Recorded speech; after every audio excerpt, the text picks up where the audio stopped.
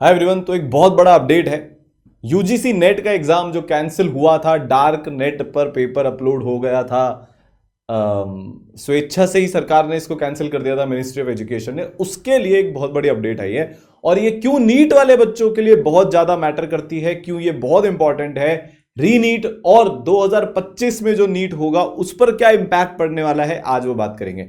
तो सबसे पहले तो यार आपको ये बता देते हैं जो इसमें लिखा हुआ आया है कि यूजीसी नेट एग्जाम जो कैंसिल हो गया था वो 21 अगस्त से 4 सितंबर के बीच में होगा।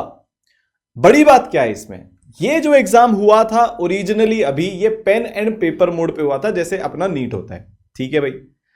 अब सरकार ने क्या किया कि पेपर लीक हो रहा है, तो उन्होंने इस एग्जामिनेशन को चेंज कर दिया, पेन एंड पेपर मोड से हटाकर कंप्यूटर बेस्ड टेस्ट पे लिया है। जैसे कि जेई और सीयूईटी एग्जाम अभी देश में कंडक्ट कराए जा रहे हैं। यूजीसी नेट किस लेवल का एग्जाम होता है? 11 लाख बच्चों ने फॉर्म भरा था, उसमें से करीब करीब 9.25 लाख बच्चे एग्जाम देने पहुंचे थे। तो ये काफी जो बोलते हैं ना बड़े लेवल का एग्जाम है सर।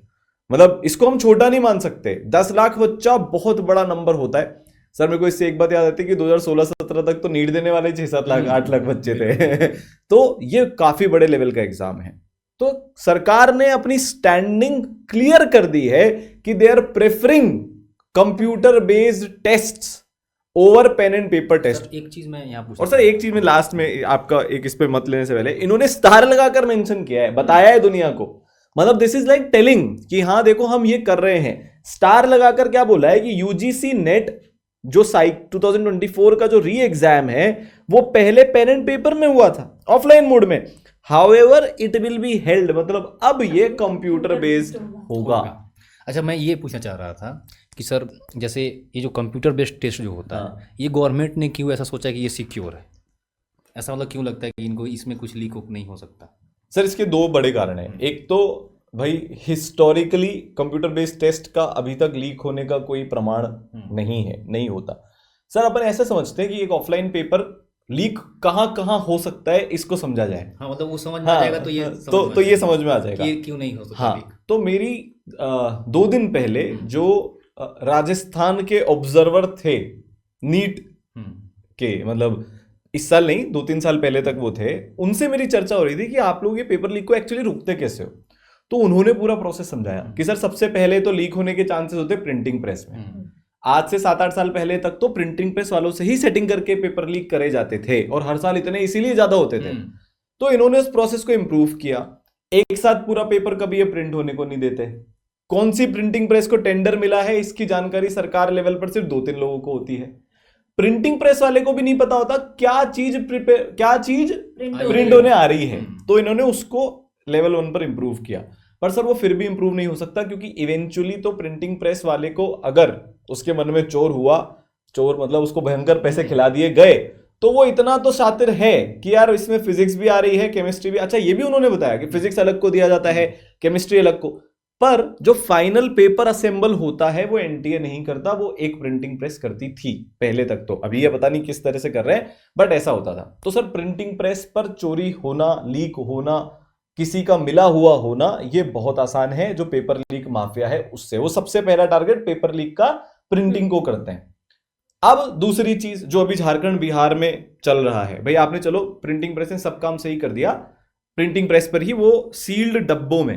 अब सर सील कैसे होता है? भयंकर टेप लगाई जाती है, वो चिपकाया जाता है, उसके बाद लोहे की रस्सियां बांधी जाती है हर पेपर पर, मतलब हर डब्बे पर, हर बॉक्स पर लोहे का ही बॉक्स होता है। अभी वो भी बड़ा वायरल वीडियो हुआ था, आपने देखा? वो एनटीए के बाहर खाली डब्बे रखे हुए थे। अब प्रेस वाले पहुंच गए भाई साहब कि ये खाली डब्बे पड़े हुए हैं, इसमें जरूर कोई इंपॉर्टेंट इन्फॉर्मेशन था, कोई चुरा कर ले गया। तो एनटीए ने फिर उसका जवाब दिया, अरे ये खाली डब्बे ऐसे ही पड़े हुए थे, इनका कोई लेना देना नहीं है, जिसमें बच्चों की इन्फॉर्मेशन है वो तो हमारे पास लॉकर में रखे हुए हैं और वहां पर बहुत सारे सिक्योरिटी गार्ड है। जवाब देते देते परेशान। हाँ, तो वो अलग बवाल हो गया था। तो सर सेकंड है ट्रांसपोर्टेशन में पेपर लीक होना, जो झारखंड में और बिहार में हुआ है इस बार, जिसकी सबसे ज्यादा संभावनाएं बताई जा रही है। देखिए सीबीआई ने कोई ऑफिशियल तो रिपोर्ट अपनी दाखिल करी नहीं अभी ना, वो जो अपना ईओयू था बिहार वाला जिन्होंने एक्चुअली में सबसे पहले इसको पकड़ा ना, उन्होंने करी है। तो अब ट्रांसपोर्टेशन में क्या है, किसी ने डब्बा खोल लिया, पेपर निकाल लिया, एक फोटो ले ली, और वापस से पेपर रख दिया, वापस से उसको पैक कर दिया। वैसे एज इट इज पैक करना जैसे था वैसे पॉसिबल नहीं है।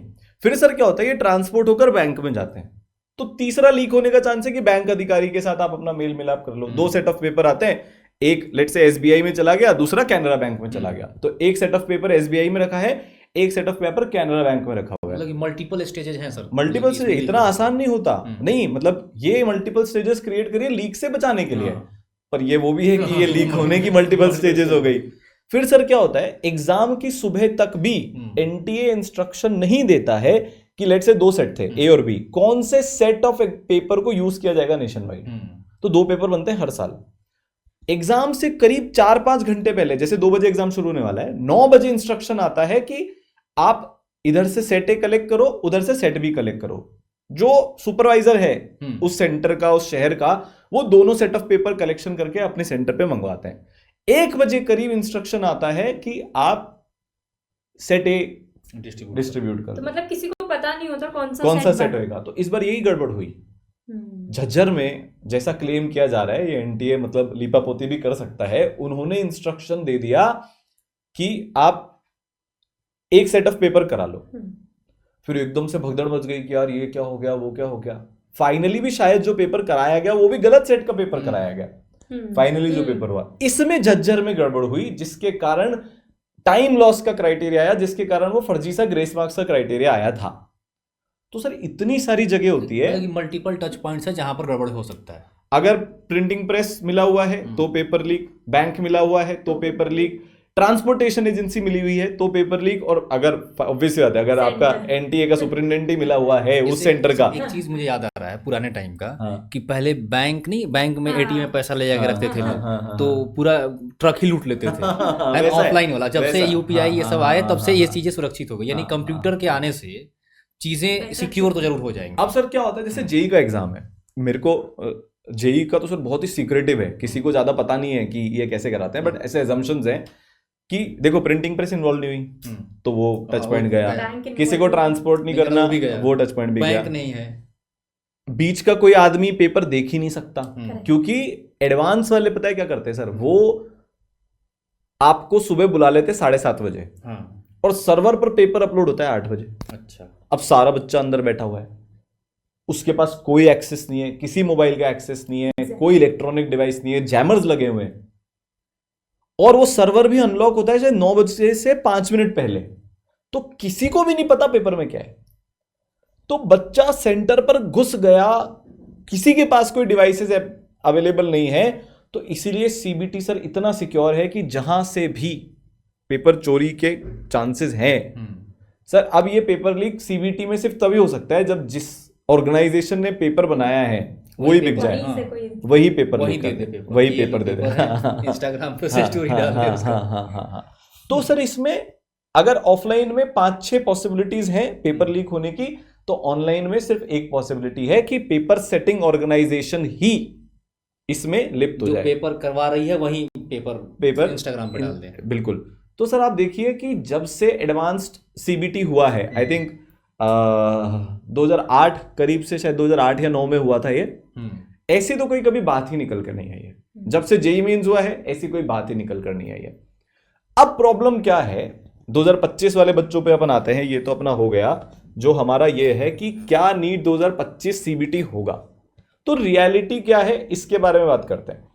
तो सर जैसे जेईई का अपना एग्जाम है, कैसे होता है ये, अच्छा ये एक चीज और यहां पर ये बच्चों को समझने की जरूरत है कि ये 21 से 4 के बीच में क्यों होगा, एक दिन ही क्यों नहीं हो रहा। सर भारत में इतने कंप्यूटर लैब्स अवेलेबल नहीं है कि आप एक दिन में इतने लाखों बच्चों का एग्जाम करा सकते हो।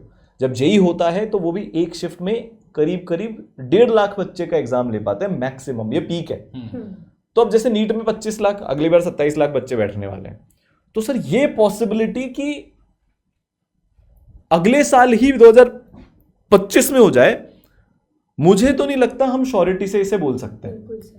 क्योंकि यार अगर मेरे को 27 लाख बच्चे का एग्जामिनेशन करवाना है, और मान लीजिए मैं इसको जेईई की तरह 2 शिफ्ट में भी कर देता हूं कि यार 9 से 12-20 कर लेते हैं और 3 से 6-20 कर लेते हैं, लेट से अज्यूम करते हुए, और एक बार मेरे पास 1.5 लाख की कैपेसिटी है, तो भी मुझे आप देखो सर कि मेरे को 10 और 20 18 शिफ्ट्स लगेंगी।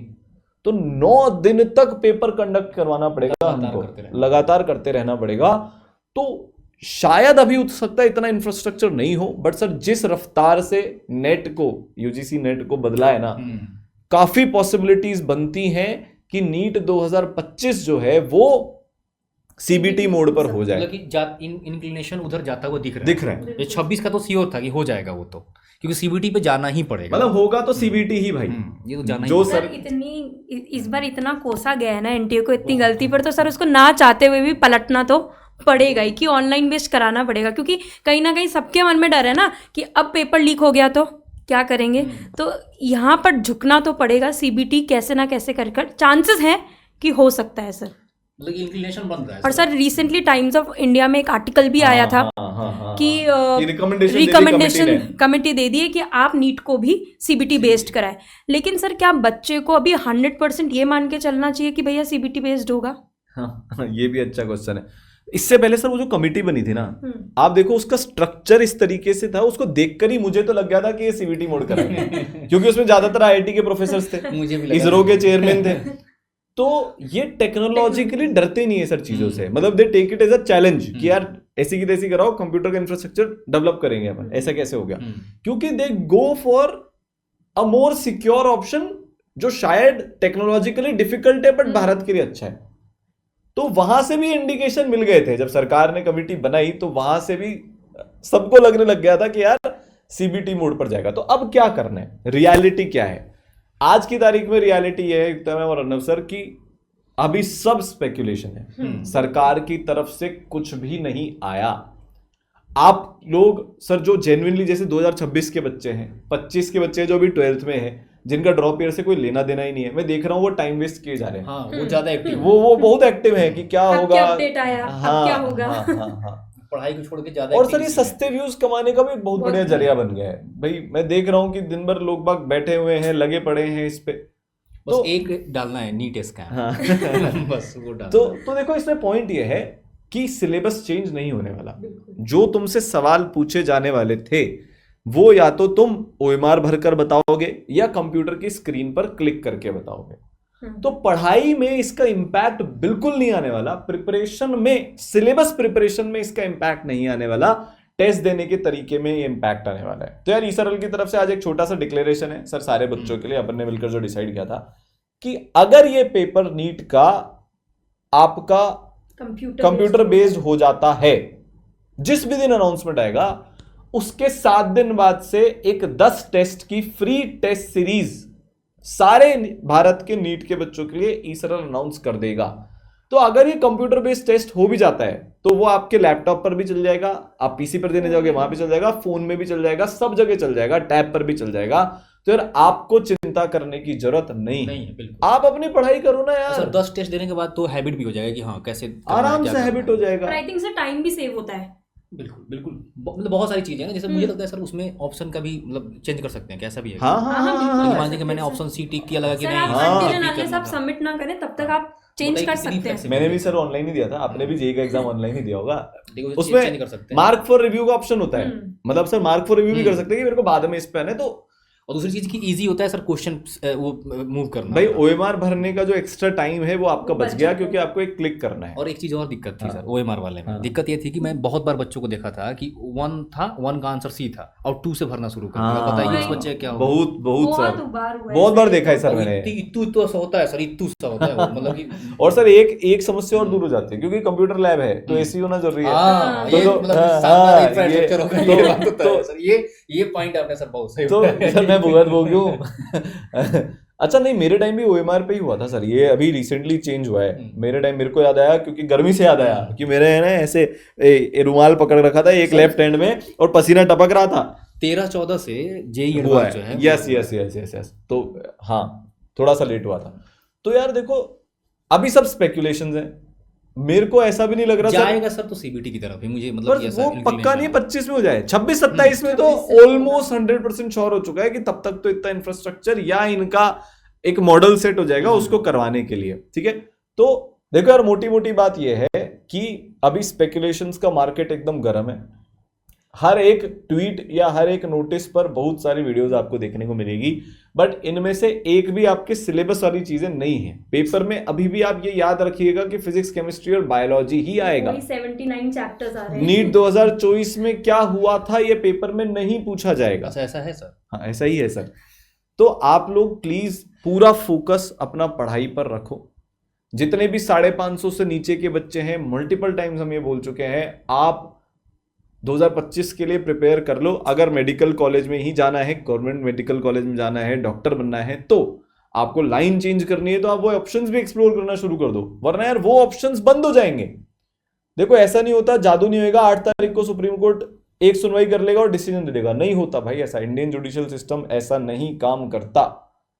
वो एक हियरिंग और करेंगे मिनिमम, क्योंकि मान लो उन्होंने एनटीए के अगेंस्ट कुछ निकाला तो वो एनटीए को मौका देंगे कि आप इसका एक्सप्लेनेशन दो।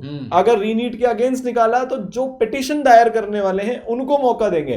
तीसरी पार्टी और है जो रीनीट कराना ही नहीं चाहती। यहां पर सिर्फ एनटीए वर्सेस रीनीट नहीं हो रहा है, एनटीए भी है, जो रीनीट कराना चाहते हैं वो भी है, और जो बच्चे रीनीट नहीं करवाना चाहते, वैसे सर उनका केस बहुत वीक है सैडली, क्योंकि वो इमोशनल बेसिस पर अपना केस दायर करेगा। 2015 या 16 जब भी एआईपीएमटी दोबारा से करवाया गया था, तब भी 50 बच्चों का पकड़ा गया था कि पेपर लीक हुआ है, तो रीनीट हो गया था। अभी रीनीट मुश्किल किस लिए है? ये उन बच्चों के कारण नहीं है जिन्होंने पिटीशन दायर कर दी, ये इसलिए मुश्किल है क्योंकि रिजल्ट निकल गया। 2 महीना हो चुका है ऑलमोस्ट, अब पेपर हुए हो जाएगा 8 जुलाई को, तो 2.25 महीना जब तक ये 15 तारीख तक जाएगा, 60-70 दिन ऊपर हो जाएंगे। इतना बैक ट्रैक करके पेपर कैंसिल करना अभी तक भारत की हिस्ट्री में नहीं हुआ है। हो सकता है इस बार हो जाए अगर सीबीआई इसको मास लीक प्रूफ कर दे। जैसे मैं देख रहा था बच्चों के कमेंट कि राजस्थान में भी पेपर लीक हुआ है। नहीं यार, जो 2 गिरफ्तारी हुई है वो इम्पर्सनेशन की गिरफ्तारी हुई है, जैसे कि डमी कैंडिडेट, वो मतलब कि लोग ना अफवाहें बहुत ज्यादा फैला रहे हैं। तो वो यार वो डमी कैंडिडेट का केस था। डमी कैंडिडेट और पेपर लीक में रात दिन का फर्क होता है। डमी कैंडिडेट मतलब किसी ने 10-12 लाख रुपए ले लिए, वो आपकी जगह पेपर देने चला गया, ये डमी कैंडिडेट होता है। वो 2 बच्चों को पकड़ा गया है। राजस्थान से पेपर लीक होने की कोई खबर सवाई माधोपुर के केस के अलावा कि 4 बजे इंस्टाग्राम पे चल गया था, वो तो एनटीए नहीं मान लिया, और किसी सेंटर से वो खबर नहीं है। ठीक है, तो यार आप इस चीज का ध्यान रखिए। आज के लिए सर इतना ही था, और मेजर फोकस यार अपने को नीट 2025 पे रखना है, स्पेक्यूलेशंस पर और बाकी सारी चीजों पर नहीं रखना। मतलब पढ़ाई करते रहिए, सिंपल सी बात है, पढ़ाई करते रहिए, उसी से फायदा होगा, चाहे सीबीटी हो, चाहे पेन पेपर वाला हो, या आपसे मौखिक पूछा जाए। हाँ, वाइवा भी होगा भाई, आएगा वही 79-80 चैप्टर जो तुम्हारे हैं, उसी से। ठीक है, तो अब धीरे धीरे हम लोग कोशिश करते हैं कि 2025 के लिए जो आपके लिए जरूरी है वो चीजें आपके लिए लेकर आए। तो बहुत जल्दी आपके लिए स्ट्रैटेजीज हो गई, रोड मैप हो गया, पूरा जो पढ़ाई की एकेडमिक्स जो चीजें हैं वो हो गया, शॉर्ट वीडियोस हो गए, छोटे छोटे कॉन्सेप्ट्स को लेकर, ऐसी बहुत सारी चीजें यार अब हम लोग प्लान कर रहे हैं, क्योंकि और वेट करेंगे तो बच्चों का ही नुकसान होने वाला है। अब और वेट करने का पॉइंट नहीं बनता। ठीक है, तो जो बच्चे 550 के नीचे हैं, जो बच्चे अभी 12th में आए हैं और जो बच्चे अभी 11th में हैं, आपका इस चीज से, प्रकरण से कोई लेना देना नहीं है।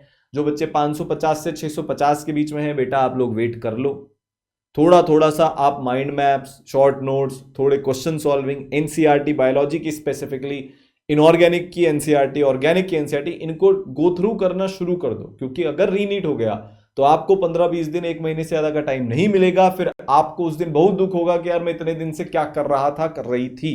तो आप प्लीज थोड़ा सा टच में आना शुरू करो। बहुत मुश्किल है, मेंटली सर टॉर्चर है। बिल्कुल, क्योंकि आपकी कोई गलती नहीं है, यू गेव योर बेस्ट। 600 से 650 वाले बच्चे बहुत ज्यादा तकलीफ में। अब तो 650 वालों को तो चलो कॉलेज मिल जाएगा। सबसे मुश्किल जो इस टाइम पर कोई बच्चे का हाल है, दैट इज 600 से 650 मार्क्स लाए हुए बच्चे, क्योंकि सबसे ज्यादा उम्मीद उन्हीं को थी। पिछले साल की तरह इस बार भी मिल जाएगा, इस साल उनको कुछ नहीं मिल रहा है। तो ये आपके लिए आपकी लाइफ का टफेस्ट टाइम है बच्चों। पर यार आप ये याद रखना कि जब जिंदगी आपकी बहुत ज्यादा परीक्षा लेती है, टफ टाइम्स क्रिएट करके, तो मतलब वो आपसे कुछ और बड़ा चाह रही है।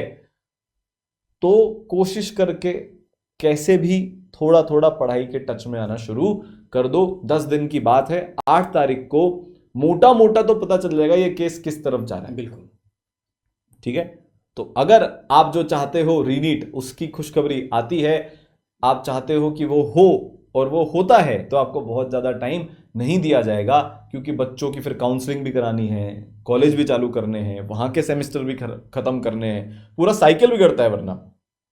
तो भैया 5-10 अगस्त से ज़्यादा का टाइम आपको नहीं दिया जाएगा, तो पढ़ाई कर लो, ठीक है। बस आज के लिए इतना ही, ये लेटेस्ट अपडेट थी। हाँ, नीट सीबीटी की तरफ जाता हुआ दिख रहा है। 25 में होगा 50-50 चांस है, 26-27 में होगा ऑलमोस्ट यस, ठीक है। मिलते हैं बच्चों।